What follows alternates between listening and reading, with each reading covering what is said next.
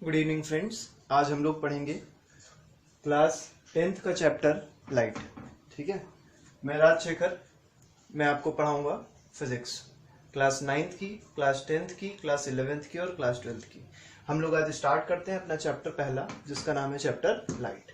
तो सबसे पहले हम लोग ये जानेंगे कि व्हाट इज लाइट। तो light is a form of energy.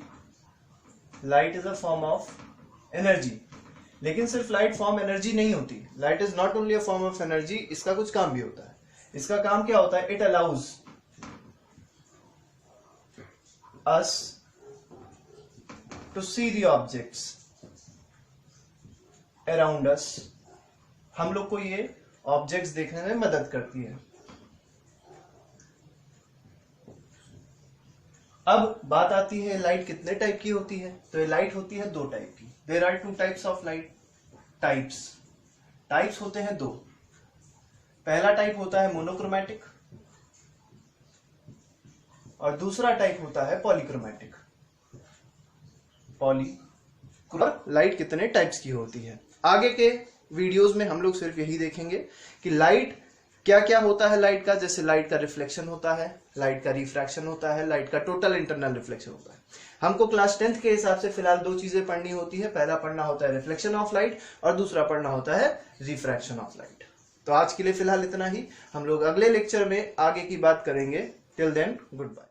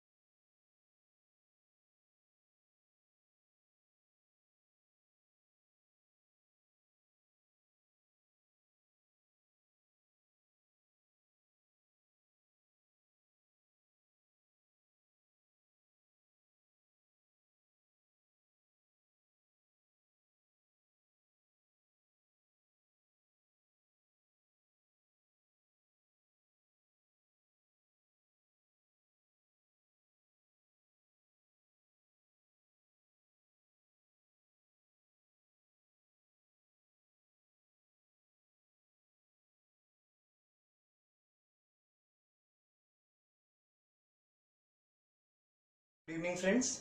हम लोग अपना जो लेक्चर है उसको आगे बढ़ाते हैं। पिछले लेक्चर में हमने देखा था कि लाइट क्या होती है और लाइट कितने टाइप्स की होती है। आज हम उसी लाइट टॉपिक को आगे बढ़ाएंगे और देखेंगे कि लाइट में हमको और आगे क्या क्या पढ़ना है। तो सबसे पहली चीज जो हमको लाइट में और आगे पढ़नी है, तो लाइट में जो चीज हमको आगे पढ़नी है that is the properties of light. कि लाइट की प्रॉपर्टीज क्या क्या होती है, what are the properties of light. तो अगर प्रॉपर्टीज देखेंगे तो सबसे पहली प्रॉपर्टी जो हम लोग पढ़ते हैं वो ये है कि light is a form of energy. वो पहले भी हमने बताया था, light is a form of energy. अगर सेकेंड प्रॉपर्टी की बात करें, सबको पता होगा कि एक चीज होती है इलेक्ट्रिसिटी और एक चीज होती है मैग्नेट। मतलब ये होता है कि इलेक्ट्रिसिटी एक ऐसी चीज है जो चार्जेस से प्रोड्यूस होती है और मैग्नेटिज्म एक ऐसी चीज है जो फ्लो ऑफ चार्जेस से प्रोड्यूस होती है। तो इलेक्ट्रिक फील्ड आया इलेक्ट्रिसिटी से और मैग्नेटिक फील्ड आया मैग्नेट से। तो हमारे पास ये है, जो लाइट होती है, लाइट के पास दोनों टाइप की वेव्स होती हैं, which is called EM wave. EM wave अगर देखेंगे, EM means electromagnetic. Light is an electromagnetic wave. बहुत सारी होती है इलेक्ट्रोमैग्नेटिक वेव, लेकिन अभी फिलहाल हमको ये पढ़ना है कि लाइट कौन सी वेव है। Light is an electromagnetic wave. अब बात आती है लाइट कि स्पीड क्या होती है। तो तीसरी चीज है स्पीड। तो लाइट की अगर स्पीड देखेंगे तो speed of light speed is 3 into 10⁸ metre per second. इसका मतलब ये हुआ लाइट की speed 3 into 10⁸ metre per second है, और we can say 3 lakh kilometre पर सेकेंड। चौथी बात आती है कि लाइट कैसी वेव है। तो लाइट है ट्रांसवर्स वेव। अब ये ट्रांसवर्स क्या होता है, ट्रांसवर्स वेव कैसी होती है? तो वेव हमेशा याद रखिए कि वेव होती है दो टाइप की, पहली होती है ट्रांसवर्स और दूसरी होती है लॉन्गिट्यूडनल। ट्रांसवर्स में क्या होता है कि पार्टिकल्स जो होते हैं मीडियम में, जैसे मान लीजिए ये कुछ पार्टिकल्स हैं और आपकी लाइट इस तरफ प्रोपोगेट कर रही है, this is the direction of propagation of light. तो इसके पास जो पार्टिकल प्रेजेंट होंगे वो परपेंडिकुलरली अपनी जगह पे वाइब्रेट करेंगे। This is perpendicular vibration of particles. किसके परपेंडिकुलर है? Perpendicular to the direction of propagation of wave. क्या चीज प्रोपोगेट हो रही है? लाइट प्रोपोगेट कर रही है, लेकिन कौन वाइब्रेट कर रहा है? Particles of the medium vibrate कर रहे हैं। कैसे वाइब्रेट कर रहे हैं? परपेंडिकुलरली वाइब्रेट कर रहे हैं। इसका मतलब ये हुआ transverse wave is that type of wave in which the medium particles vibrates perpendicularly to the direction of propagation of wave,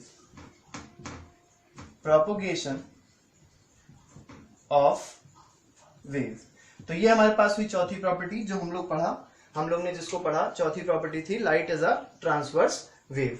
अब हम लोग पढ़ेंगे अगली प्रॉपर्टी की। तो अगली प्रॉपर्टी क्या कहती है उसके बारे में हम जानेंगे। तो पहले आप लोग इतना सब लोग नोट कर लीजिए, आपको ये 4 प्रॉपर्टीज पता होनी चाहिए। बहुत इंपॉर्टेंट प्रॉपर्टीज है, जिसमें पहली प्रॉपर्टी में एक बार फिर से रिपीट करूंगा, light is a form of energy. Second property, it is electromagnetic in nature.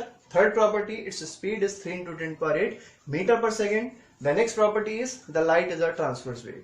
What is transverse wave? In which the medium particles, मतलब ये हुआ कि जहां पे लाइट ट्रेवल कर रही है उस जगह कुछ ना कुछ मीडियम होगा।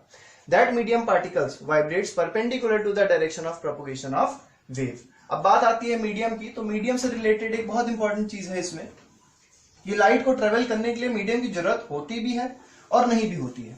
मतलब अगर मीडियम नहीं भी है तो भी लाइट ट्रेवल कर सकती है। ऐसा कोई जरूरी नहीं है कि लाइट को मीडियम की जरूरत पड़े। इसीलिए लाइट को कहते हैं non mechanical wave, non mechanical wave. तो ये हमारी हो गई अगली प्रॉपर्टी जो है पांचवी प्रॉपर्टी। हेलो फ्रेंड्स, पिछले लेक्चर में हमने देखा था कि लाइट क्या होती है, लाइट के टाइप्स क्या होते हैं। There are 2 types of light, monochromatic light and polychromatic light. इसके बाद हमने देखा क्या कि लाइट की प्रॉपर्टीज क्या क्या होती हैं। तो हमने कुछ लाइट की प्रॉपर्टीज पर हम बात करी थी। जैसे पहला बताया था कि light travels in a straight line. दूसरी प्रॉपर्टी बताई थी लाइट की स्पीड होती है 3 into 10⁸ metre per second. Vacuum की बात अगर करें तो लाइट की स्पीड होती है 3 इंटू 10⁸ मीटर पर सेकेंड, या इसको बोल सकते हैं 3 लाख किलोमीटर पर सेकेंड। और भी बातें करी थी, जैसे लाइट का नेचर कैसा होता है। तो लाइट का नेचर ट्रांसवर्स नेचर होता है, या ये भी कह सकते हैं लाइट हैज डुअल नेचर। इसके पास पार्टिकल नेचर भी होता है, इसके पास वेव नेचर भी होता है।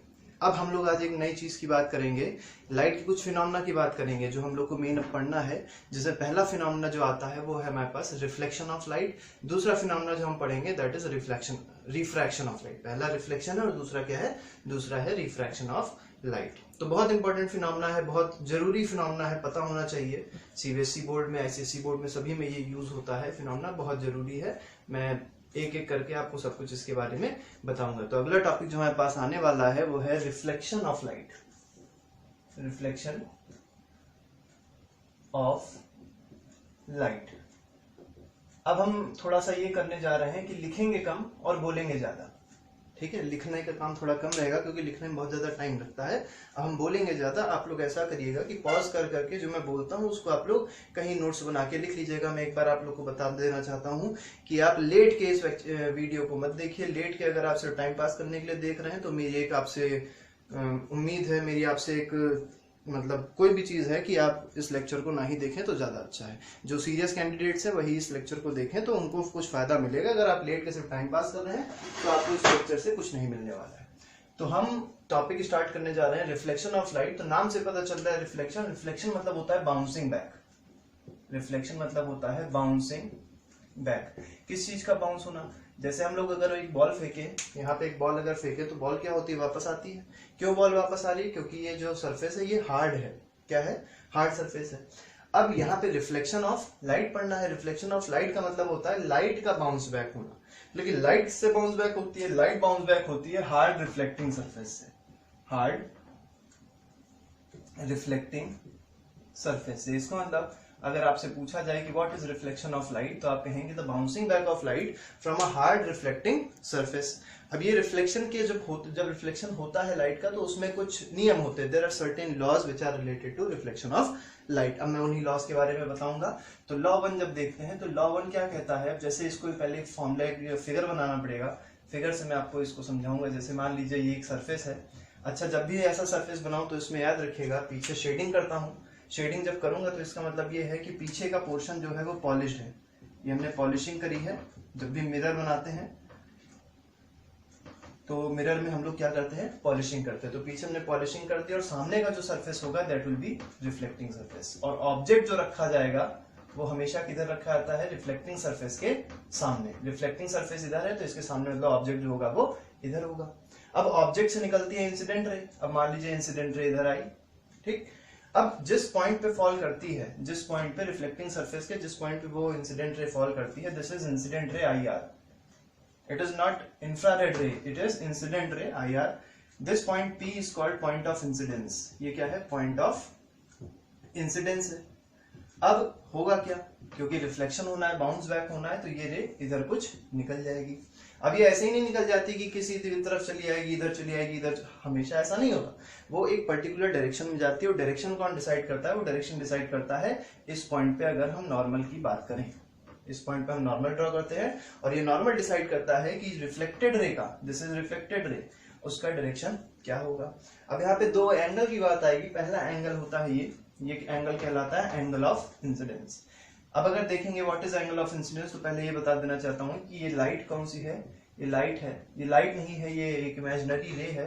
ये कहलाती है normal at the point of incidence. Normal at the point of incidence, पूरा लिख लीजिएगा आप लोग, normal at the point of incidence. अब पूछा जाए अगर what is normal at the point of incidence, normal is the imaginary ray, imaginary line which is perpendicular to the surface. मतलब इस सरफेस की ये वाली लाइन क्या है?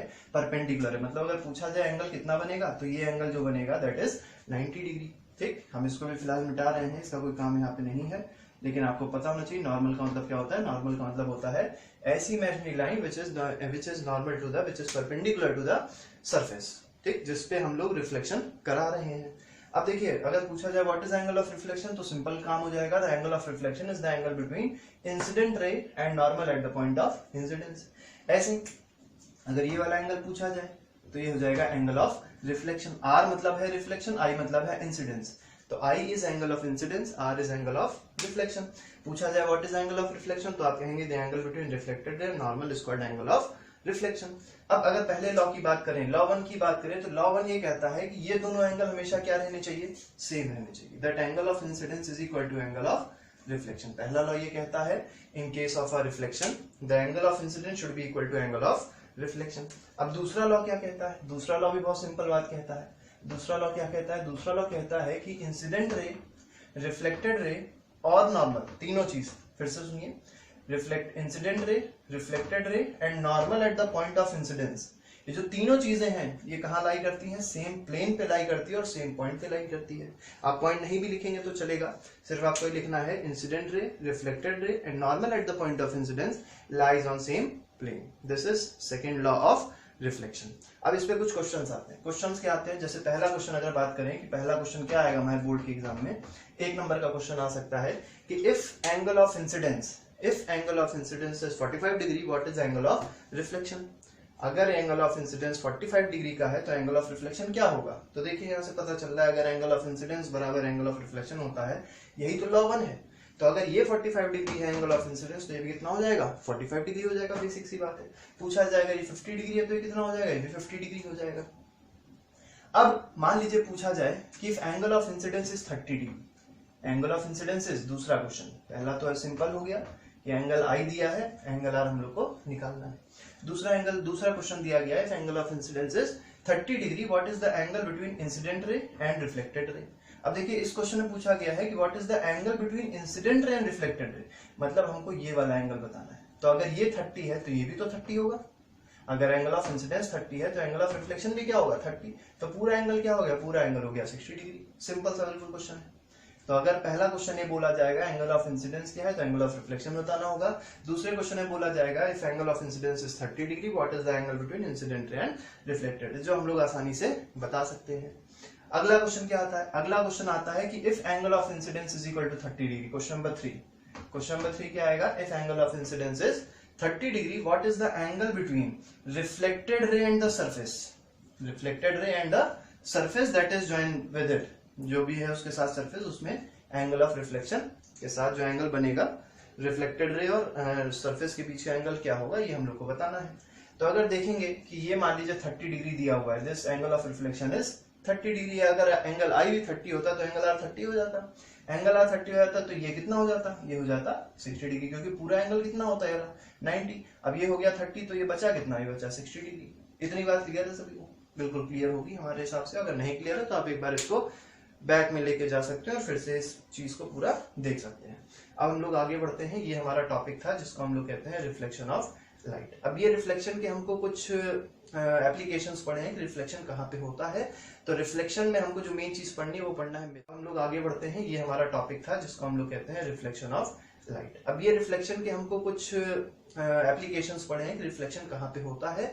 तो रिफ्लेक्शन में हमको जो मेन चीज पढ़नी है वो एंगल पूछा जाए तो ये हो जाएगा एंगल ऑफ रिफ्लेक्शन। आर मतलब है रिफ्लेक्शन, आई मतलब है इंसिडेंस। तो I is angle of incidence, R is angle of reflection. पूछा जाए what is angle of reflection तो आप कहेंगे the angle between reflected ray normal squared angle of reflection. अब अगर पहले लॉ की बात करें, लॉ 1 की बात करें तो लॉ 1 ये कहता है कि ये दोनों एंगल हमेशा क्या रहने चाहिए, सेम रहने चाहिए। That angle of incidence is equal to angle of reflection. पहला लॉ ये कहता है in case of a reflection the angle of incidence should be equal to angle of reflection. अब दूसरा लॉ क्या कहता है, दूसरा लॉ भी बहुत सिंपल बात कहता है। दूसरा लॉ क्या कहता है, दूसरा लॉ कहता है कि इंसिडेंट रे, रिफ्लेक्टेड रे और नॉर्मल, तीनों चीज फिर से सुनिए, incident ray, reflected ray and normal at the point of incidence, ये जो तीनों चीजें हैं ये कहाँ लाई करती हैं, सेम प्लेन पे लाई करती है और सेम पॉइंट पे लाई करती है। आप पॉइंट नहीं भी लिखेंगे तो चलेगा, सिर्फ आपको ये लिखना है incident ray, reflected ray and normal at the point of incidence lies on same plane. This is second law of reflection. अब इस पे कुछ क्वेश्चंस आते हैं। क्वेश्चंस क्या आते हैं, जैसे पहला क्वेश्चन अगर बात करें कि पहला क्वेश्चन क्या आएगा हमारे बोर्ड के एग्जाम में, 1 नंबर का क्वेश्चन आ सकता है कि if angle of incidence is 45 degree what is angle of reflection. अगर एंगल ऑफ इंसिडेंस 45 डिग्री का है तो एंगल ऑफ रिफ्लेक्शन क्या होगा। तो देखिए यहाँ से पता चल रहा है अगर एंगल ऑफ इंसिडेंस बराबर एंगल ऑफ रिफ्लेक्शन होता है, यही तो लॉ 1 है। तो अगर ये 45 डिग्री है एंगल ऑफ इंसिडेंस तो ये भी कितना हो जाएगा, 45 डिग्री हो जाएगा। बेसिक सी बात है। पूछा जाएगा ये 50 डिग्री है तो ये कितना हो जाएगा, ये भी 50 डिग्री हो जाएगा। अब मान लीजिए पूछा जाए कि if angle of incidence is 30 degree, angle of incidence is, दूसरा क्वेश्चन, पहला तो सिंपल हो गया कि एंगल आई दिया है, एंगल आर हम लोग को निकालना है। दूसरा क्वेश्चन दिया गया है if angle of incidence is 30 degree what is the angle between incident ray and reflected ray. अब देखिए इस क्वेश्चन में पूछा गया है कि what is the angle between incident ray and reflected ray, मतलब हमको ये वाला एंगल बताना है। तो अगर ये 30 है तो ये भी तो 30 होगा। अगर एंगल ऑफ इंसिडेंस 30 है तो एंगल ऑफ रिफ्लेक्शन भी क्या होगा 30। तो पूरा एंगल क्या हो गया, पूरा एंगल हो गया 60 डिग्री। सिंपल सा बिल्कुल क्वेश्चन है। तो अगर पहला क्वेश्चन ये बोला जाएगा एंगल ऑफ इंसिडेंस क्या है तो एंगल ऑफ रिफ्लेक्शन बताना होगा। दूसरे क्वेश्चन में बोला जाएगा if angle of incidence is 30 degree what is the angle between incident ray and reflected, जो हम लोग आसानी से बता सकते हैं। अगला क्वेश्चन क्या आता है, अगला क्वेश्चन आता है कि if angle of incidence is equal to 30 degree. Question number 3, question number 3 क्या आएगा, if angle of incidence is 30 degree what is the angle between reflected ray and the surface, reflected ray and the surface that is joined with it, जो भी है उसके साथ surface, उसमें angle of reflection के साथ जो एंगल बनेगा रिफ्लेक्टेड रे और सरफेस के बीच का एंगल क्या होगा, ये हम लोग को बताना है। तो अगर देखेंगे कि ये मान लीजिए 30 डिग्री दिया हुआ है, this angle of reflection is 30 degree है। अगर एंगल आई भी 30 होता तो एंगल आर 30 हो जाता। एंगल आर 30 हो जाता तो ये कितना हो जाता, ये हो जाता 60 डिग्री, क्योंकि पूरा एंगल कितना होता है 90। अब ये हो गया 30 तो ये बचा कितना, ये बचा 60 डिग्री। इतनी बात क्लियर है सभी को, बिल्कुल क्लियर होगी हमारे हिसाब से। अगर नहीं क्लियर है तो आप एक बार इसको बैक में लेके जा सकते हैं और फिर से इस चीज को पूरा देख सकते हैं। अब हम लोग आगे बढ़ते हैं। ये हमारा टॉपिक था जिसको हम लोग कहते हैं रिफ्लेक्शन ऑफ लाइट। अब ये रिफ्लेक्शन के हमको कुछ एप्लीकेशंस पढ़े हैं कि रिफ्लेक्शन कहाँ पे होता है।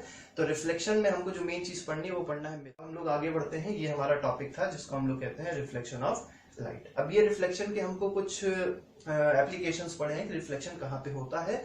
तो रिफ्लेक्शन में हमको जो मेन चीज पढ़नी है वो पढ़ना है मिरर। मिरर देखेंगे आप, अगर मिरर को सही से देखा जाए तो मिरर हमको बेसिकली दो तरीके के पढ़ने हैं। पहला होता है प्लेन मिरर, दूसरा होता है स्फेरिकल मिरर। अब हम पहले आपको छोटी छोटी बातें कुछ बता दें। मिरर क्या होता है? मिरर एक ऐसा हार्ड सरफेस होता है जिसके दो सरफेस होते हैं। एक ऐसा हार्ड ऑब्जेक्ट होता है जिसके दो सरफेस होते हैं।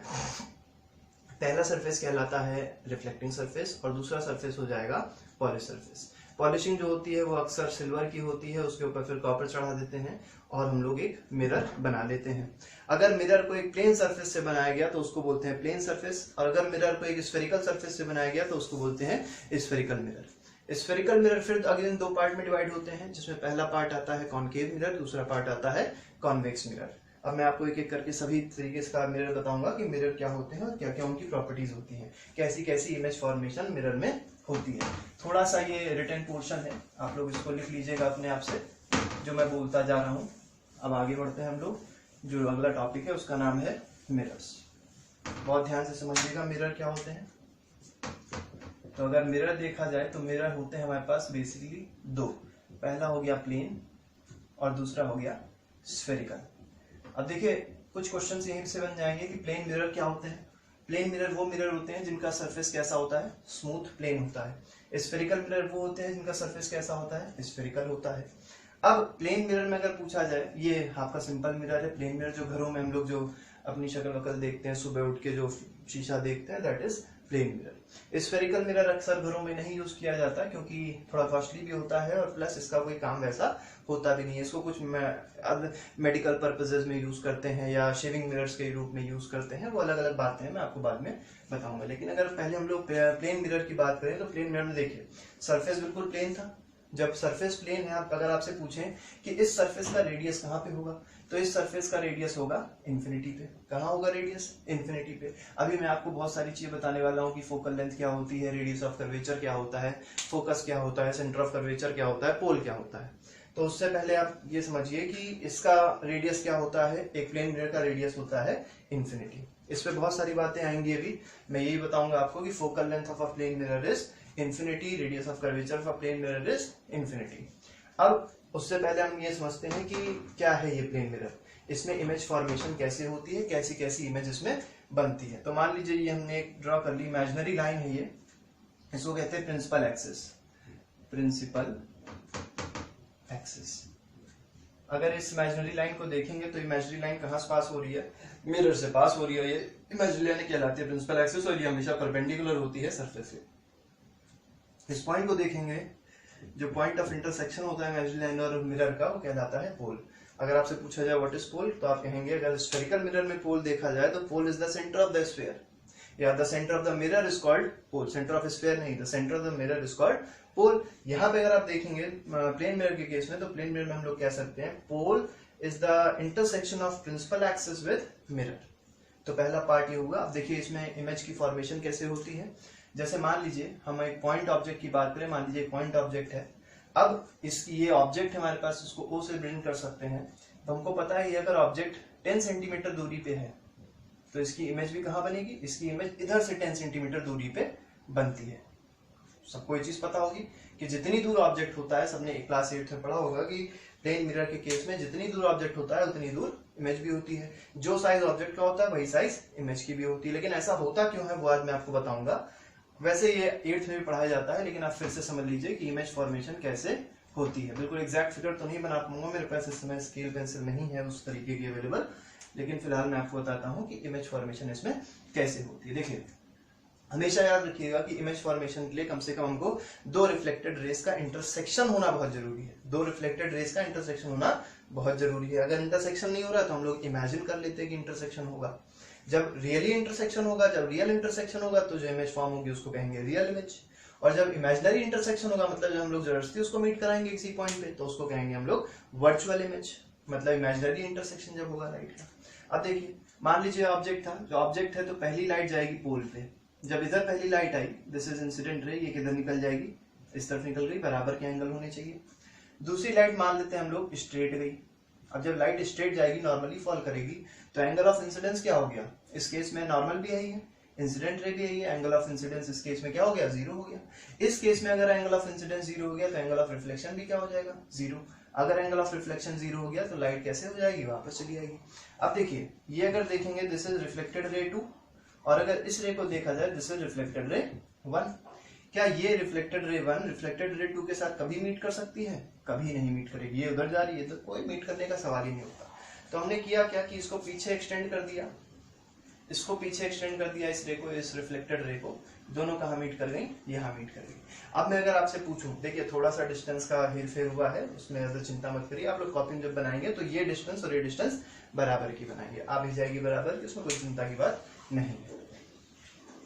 अगर मैं आपसे एक बात ये पूछूं कि ये बताइए कि इस केस में इमेज कैसी बन रही है, रियल बन रही है कि वर्चुअल बन रही है, तो आप कहेंगे वर्चुअल है। क्यों वर्चुअल है, क्योंकि यहाँ देख रहे हैं डॉटेड लाइन है, यहाँ पे रियल इंटरसेक्शन मतलब ये लाइट और ये लाइट इंटरसेक्ट नहीं कर रही है। हमने एक इमेजिनरी लाइन ड्रॉ कर दी और इमेजिनरी लाइन इंटरसेक्ट कर रही है, और जब इमेजिनरी लाइन इंटरसेक्ट करती है तो कैसी इमेज बनती है, तो इमेज जो बनती है दैट इज वर्चुअल। ये हमेशा याद रखिएगा, कैसी इमेज बनती है, वर्चुअल। वर्चुअल को पहचानने का तरीका यही है, जब भी डॉटेड लाइन दिखाई पड़े रे डायग्राम में तो इमेज कैसी होगी, वर्चुअल होगी। और वर्चुअल इमेज जो होती है वो हमेशा इरेक्ट होती है।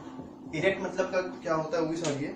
जैसे मान लीजिए हमारे पास ऑब्जेक्ट है, हम मिरर के सामने ऑब्जेक्ट को ऐसे रखते हैं, उसकी इमेज भी देखेंगे तो आप ऐसी आएगी, बिल्कुल सेम इसी तरीके से इमेज भी आएगी उसकी। इन्वर्टेड क्या होता है, इन्वर्टेड होता है अगर ऑब्जेक्ट ऐसा है उसकी इमेज ऐसे पलट जाए, यूं आ जाए, उसको कहते हैं हम लोग इन्वर्टेड इमेज। या और आसान तरीका क्या है इसको समझने का, प्रिंसिपल एक्सिस के ऊपर अगर इमेज बन रही है तो उसको क्या कहेंगे हम लोग, उसको कहेंगे इरेक्ट इमेज। प्रिंसिपल एक्सिस के नीचे अगर इमेज बन रही है तो उसको कहते हैं हम लोग इन्वर्टेड इमेज। वर्चुअल इमेज कभी इन्वर्टेड नहीं होती है, ये बात याद रखिएगा। Virtual image is always erect. तो वर्चुअल इमेज जब भी होगी तो उसके साथ क्या लगेगा, इरेक्ट लगेगा। तो ये हो गए प्लेन मिरर की कुछ प्रॉपर्टीज, प्लेन मिरर की जो इमेज फॉर्मेशन थी उसकी कुछ प्रॉपर्टीज। और भी इसकी बहुत सारी प्रॉपर्टी हैं, जैसे जो ऑब्जेक्ट डिस्टेंस है। बात आती है ऑब्जेक्ट डिस्टेंस क्या होता है, तो याद रखिएगा जो भी डिस्टेंस होती है उसको कहां से नापते हैं हम लोग, पोल से नापते हैं। तो पोल से लेके ऑब्जेक्ट की डिस्टेंस कहलाएगी ऑब्जेक्ट डिस्टेंस। ऑब्जेक्ट डिस्टेंस को डिनोट करते हैं यू से, स्मॉल यू से डिनोट करते हैं। इस चीज को आप रख लीजिए कि ऑब्जेक्ट डिस्टेंस को किससे डिनोट किया जाता है, यू से। और ऑब्जेक्ट डिस्टेंस जितनी होती है उतनी ही क्या होती है, इमेज डिस्टेंस। इमेज डिस्टेंस को रिप्रेजेंट करते हैं हम लोग वी से, स्मॉल वी से इसको रिप्रेजेंट करते हैं इमेज डिस्टेंस को, और ऑब्जेक्ट डिस्टेंस को रिप्रेजेंट करते हैं स्मॉल यू से। तो ऑब्जेक्ट डिस्टेंस और इमेज डिस्टेंस इस केस में क्या होती है, सेम होती है। इसका मतलब पहली प्रॉपर्टी हमको वर्चुअल में मिली, दूसरी इरेक्ट मिली, तीसरी क्या मिली, u is equal to v, मतलब object distance is equal to image distance. चौथी प्रॉपर्टी ये मिलती है कि जितना बड़ा ऑब्जेक्ट होगा, पॉइंट साइज दिखाई पड़ रहा होगा, इमेज कोई बहुत बड़ी तो बन गई, जितना बड़ा ऑब्जेक्ट उतनी बड़ी इमेज। ये इमेज नहीं है, पहली बात ये हमने समझाने के लिए आपको बताया था। ये ऑब्जेक्ट है, जितना बड़ा ऑब्जेक्ट है उतनी बड़ी इमेज है, दिस इज आई इमेज, ठीक है। तो ऑब्जेक्ट का size, height of image is equal to height of object. जितना बड़ा इमेज हो, जितना बड़ा ऑब्जेक्ट होगा उतनी बड़ी इमेज भी होती है, किसमें, प्लेन मिरर के केस में। एक बहुत इंपॉर्टेंट चीज होती है, बहुत इंपॉर्टेंट प्रॉपर्टी होती है जिसको कहते हैं lateral inversion, laterally inverted image. आप लोग ने अक्सर देखा होगा एम्बुलेंस में जो एम्बुलेंस लिखा होता है वो अक्सर उल्टा लिखा होता है। वो इसलिए लिखते हैं कि अगर प्लेन मिरर में या कोई भी मिरर में, आप कॉन्वेक्स मिरर में कोई भी चीज देखेंगे तो आपको कैसी दिखनी है, आपको दिखनी है वर्चुअल और इरेक्ट। वर्चुअल और इरेक्ट के साथ साथ आपको दिखाई पड़ती है लेटरली इन्वर्टेड, अगर आप उसे प्लेन मिरर में देखते हैं। तो प्लेन मिरर में जब आप देखते हैं तो कैसी इमेज दिखाई पड़ती है, लेटरली इन्वर्टेड। लेटरली इन्वर्टेड का मतलब क्या होता है, लेटरली इन्वर्टेड का मतलब ये होता है जब left side of object appears on the right side and the right side of the object appears on the left side in case of a image। Image में जब लेफ्ट साइड वाला portion object का right side पे दिखाई पड़े और right side का portion object का लेफ्ट साइड पे दिखाई पड़े तो उस प्रॉपर्टी को क्या बोलते हैं, लेटरल इन्वर्जन। हम एक एग्जांपल के रूप में आपको बताते हैं। जैसे मान लीजिए लेटरल इन्वर्जन है, तो लेटरल इन्वर्जन कैसे आएगा, आपने देखा होगा। अगर मान लीजिए ये हमारे पास मिरर है, पी ऐसे इधर लिखा हुआ है, तो इधर पी कभी ऐसे नहीं आता, ठीक, ऐसा पी नहीं दिखाई पड़ेगा। जब भी आप मिरर में देखेंगे तो ऐसा पी दिखाई पड़ेगा। अगर हम कोई काम राइट हैंड से कर रहे हैं, मान लीजिए आपका कोई भाई है, आपकी कोई बहन है घर पे, और वो राइट हैंड से कोई चीज लिख रही है, आप मिरर में उसको देखेंगे तो क्या लगेगा कि वो लड़की जो है या वो कोई लड़का है वो लेफ्ट हैंड से लिख रहा है। That property is called laterally inverted. इस चीज को आप और अच्छे तरीके से देख सकते हैं। मान लीजिए आप क्रिकेट देखते हैं तो क्रिकेट में लोग बॉलिंग कराते हैं, लोग बैटिंग करते हैं। वही चीज अगर आप मिरर पे देखें तो अगर सचिन तेंदुलकर बैटिंग कर रहा है, जो राइट हैंड से बैटिंग करता है, वो आपको क्या लगेगा, लेफ्ट हैंड से बैटिंग कर रहा है। This is called laterally inverted. आगे बढ़ते हैं हम लोग। अगला जो मिरर है बहुत इंपॉर्टेंट मिरर है, जो कैसा मिरर है, स्फेरिकल मिरर है। हमको ऐसा उम्मीद है कि आप लोग को प्लेन मिरर्स की प्रॉपर्टीज, प्लेन मिरर में जो इमेज फॉर्मेशन है उसकी प्रॉपर्टीज समझ में आ गई होगी, कैसी कैसी इमेज बनती है। हम लोग एक और वैसे बता सकते हैं कि अगर मान लीजिए मिरर ऑब्जेक्ट अ पॉइंट ना होता, ऑब्जेक्ट लाइन ऑब्जेक्ट होता, this is called a line object, क्योंकि लाइन पूरी खींची हुई है। अब अगर बोला जाए इसमें रे डायग्राम बनाना है, कैसे बनेगा, कैसे रे डायग्राम बनेगा, this is object, we can write it as O. पहली रे, दिस इज कॉल्ड पोल, ये पॉइंट जो होगा पोल होगा। पहली रे गई, पोल पे फॉल करी और किधर निकल गई, इस तरफ निकल गई, making same angle as that of angle of incidence. दूसरी रे फिर वही हुआ कि लाइट इधर आई, सीधी आएगी, थोड़ी बहुत टेढ़ी हो जा रही है, स्केल नहीं है, वापस चली आएगी। अब ये रिफ्लेक्टेड रे 2 है, दिस इज रिफ्लेक्टेड रे 1। क्या ये मीट करेंगी तो आप कहेंगे नहीं करेगी। इसका मतलब क्या करें, इसको हम लोग पीछे पास करा दें, इसको पीछे पास करा दें। हमारी इमेज कहाँ बन जाएगी, हमारी इमेज बन जाएगी जिस पॉइंट पे दोनों इंटरसेक्ट करती हैं और इस पॉइंट पे इंटरसेक्ट कर रही हैं। अब देखिए इससे क्या पता चला हमको, इससे ये पता चला कि जितना बड़ा ऑब्जेक्ट है उतनी बड़ी इमेज है, जितनी दूर ऑब्जेक्ट है उतनी दूर इमेज है। Means object distance is equal to image distance, this is image I. Object height is equal to image height, ये भी बात सही है। उसके बाद प्रिंसिपल एक्सिस के ऊपर इमेज बन रही है, इसका मतलब वो वर्चुअल है और इरेक्ट है। वर्चुअल तो नहीं कहेंगे, प्रिंसिपल एक्सिस के ऊपर बन रही है इसलिए वो कैसी है, इरेक्ट है। लेकिन डॉटेड लाइन से बन रही है, इसका मतलब इमेजिनरी इंटरसेक्शन हो रहा है। जब भी इमेजिनरी इंटरसेक्शन होगा इमेज कैसी होगी, इमेज आएगी वर्चुअल। ठीक, तो ये हमारे पास रे डायग्राम है which is related to plane mirror. अब आते हैं हम लोग स्फेरिकल मिरर पे। स्फेरिकल मिरर अगेन बहुत इंपॉर्टेंट टॉपिक है। अब देखिए अगर बात करें स्फेरिकल मिरर की, तो स्फेरिकल मिरर दो पार्ट में डिवाइड होते हैं। पहला होता है कॉनकेव, दूसरा होता है कॉन्वेक्स। कॉन्वेक्स, तो कॉनकेव मिरर पहला है और दूसरा क्या है, कॉन्वेक्स मिरर है। कॉनकेव मिरर अगर आप देखेंगे नाम से पता चल रहा है केव, केव मतलब होता है गुफा। जब लाइट एक गुफे में जाती है, ये मान लीजिए एक स्फेयर था, ये एक स्फेयर रहता है, ये पूरा एक स्फेयर था। स्फेयर का हमने इतना पोर्शन हटा दिया, डिलीट कर दिया। स्फेयर का कहीं ना कहीं कोई सेंटर होगा, यहाँ पे सेंटर पॉइंट इस मिरर का कहीं होगा, उस सेंटर पॉइंट को बोलेंगे पोल। इस पोल को और इस सेंटर को ज्वाइन करेंगे तो जो लाइन बनेगी हमारे पास इमेज लाइन, वो कहलाएगी प्रिंसिपल एक्सिस। पोल और सेंटर ऑफ कर्वेचर का जो सेंटर होगा वो कहलाएगा फोकस, ये याद रखिएगा। पोल और सेंटर ऑफ कर्वेचर का जो सेंटर होगा क्या कहलाएगा, फोकस कहलाएगा। अब मान लीजिए ये हमारे पास एक प्रिंसिपल एक्सिस आ गई है, फोकस भी है, सेंटर ऑफ कर्वेचर भी है, सब कुछ है। अब बात आती है इसमें पॉलिशिंग करनी है, तो पॉलिशिंग अंदर करें कि बाहर करें। अब देखिए पॉलिशिंग बहुत जरूरी है, क्योंकि अगर मिरर में आपने पॉलिशिंग नहीं करी तो समझ लियो मिरर है ही नहीं, वो तो सिंपल ग्लास है। ये ग्लास है सिंपल, अभी जब तक इस पे पॉलिशिंग नहीं करी तब तक हम नहीं बता सकते कि वो कॉनकेव मिरर है कि कॉन्वेक्स मिरर है। अब बात आती है कॉनकेव की, तो केव मतलब क्या होता है, गुफा। लाइट गुफे के अंदर आ रही है, अब गुफे में कैसे लाइट आएगी, ऐसे ही तो आएगी लाइट। और हमने आपको शुरुआत में ये बताया था कि लाइट हमेशा इंसिडेंट जो लाइट होती है वो कहां से निकलती है, ऑब्जेक्ट से। अब लाइट हमने कहा भी आपसे कि रिफ्लेक्टेड रे के सामने ऑब्जेक्ट रखते हैं, इसका मतलब ये रिफ्लेक्टेड रे है। अब अगर ये रिफ्लेक्टेड रे तो पीछे वाला सरफेस कैसा है, पीछे वाला सरफेस है पॉलिश्ड, तो this is a case of concave lens. तो कॉन्वेक्स क्या हो जाएगा, कॉन्वेक्स भी सिंपल है। अगर अंदर वाले पोर्शन को हम पॉलिश कर दें तो वो कहलाएगा कॉन्वेक्स लेंस। ये प्रिंसिपल एक्सिस हो जाएगी, यहाँ पे आपका आ जाएगा पोल, यहाँ पे आ जाएगा आपका फोकस, यहाँ पे आपका आ जाएगा सेंटर ऑफ कर्वेचर। ठीक, सिंपल सी बात है बिल्कुल। अब बात आती है इनके कुछ पॉइंट्स है, वो पॉइंट्स आपको बताने पड़ते हैं कि ये पॉइंट्स क्या क्या कहलाते हैं। डेफिनेशन, सिंपल बेसिक डेफिनेशन आती है, डेफिनेशन आप समझिए। पहली डेफिनेशन आती है पोल की, तो पोल अगर पूछा जाए व्हाट इज पोल, तो कहेंगे आप pole is the centre of lens. इस लेंस नहीं, सेंटर ऑफ द मिरर। इस मिरर का जो सेंटर होगा वो क्या कहलाएगा, पोल। बहुत बड़ी चीज है ये, पोल क्या होता है, pole is the centre of mirror. अगर पूछा जाए सेंटर ऑफ कर्वेचर क्या है, तो अभी आपने देखा था एक स्फेयर है, उस स्फेयर का जो सेंटर होता है वो कहलाता है सेंटर ऑफ स्फेयर। अब वो स्फेयर कौन सा है जिससे मिरर बना, वो स्फेयर कौन सा है जिससे मिरर बना। इसका मतलब क्या हो गया, what is centre of curvature, centre of curvature is the centre of sphere from which the mirror is made. अब अगली चीज क्या पूछी जाती है, अगली चीज ये पूछी जाती है व्हाट इज फोकस। तो फोकस आप सिंपल बोल सकते हैं, focus is the centre point between pole and centre of curvature. आगे मैं इसकी एक और डेफिनेशन बताऊंगा जो ज्यादा एप्रोप्रिएट है, लेकिन अभी आप ये समझ